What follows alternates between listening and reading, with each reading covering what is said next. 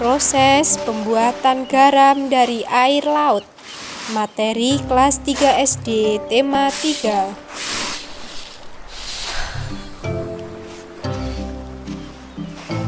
Teman-teman pasti pernah melihat garam yang ada di dapur. Garam yang ada di dapur rumah teman-teman tersebut dibuat dari air laut yang akan kita bahas pada materi kelas 3 SD, tema 3. Garam itu dibuat dari air laut yang diolah sehingga menjadi berbentuk kristal. Karena itu, proses pembuatan garam hanya bisa dilakukan di wilayah pantai atau yang dekat dengan laut. Para petani garam ini akan mengumpulkan air laut untuk diubah menjadi berbentuk kristal. Untuk mengetahui cara petani garam bekerja mengolah air laut, simak video berikut ini ya. Langkah pertama dalam membuat garam dari air laut yaitu 1. Kumpulkan air laut. Langkah pertama dalam membuat garam adalah mengumpulkan air laut. Para petani garam akan mengalirkan air laut ke arah tempat luas yang sudah disediakan. Teknik pengambilan air laut pun beragam, ada yang menggunakan ember atau jerigen, atau bisa juga memanfaatkan sistem pasang surut air laut.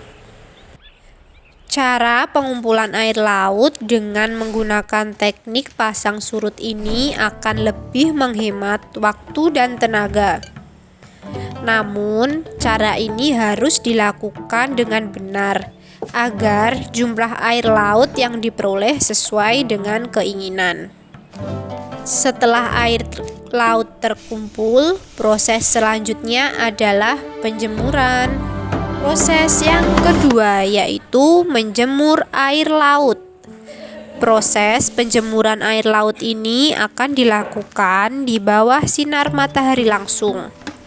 Saat air laut ini dijemur, nantinya air akan menguap dan hanya menyisakan butiran-butiran kristal. Butiran kristal itulah yang diambil untuk dijadikan garam. Para petani garam ini sangat bergantung pada cahaya matahari dalam proses penjemuran. Setelah proses penjemuran menghasilkan garam yang cukup tebal, maka garam siap dipanen. Proses yang ketiga yaitu memanen garam. Semua proses yang sudah disebutkan sebelumnya akan membutuhkan waktu selama kurang lebih 1 bulan. Setelah 1 bulan, garam sudah berbentuk kristal dan bisa dipanen. Garam akan berwarna putih dengan bentuk seperti batu kristal kecil. Dalam proses pembuatan garam, petani akan bergantung pada beberapa faktor tertentu untuk mendapatkan hasil terbaik. Faktor tersebut yaitu yang pertama, ada pengaruh dari air laut. Yang kedua, dari cuaca. Yang ketiga, tanah. Demikian video proses pembuatan garam dari air laut. Sampai jumpa pada video pembelajaran lainnya.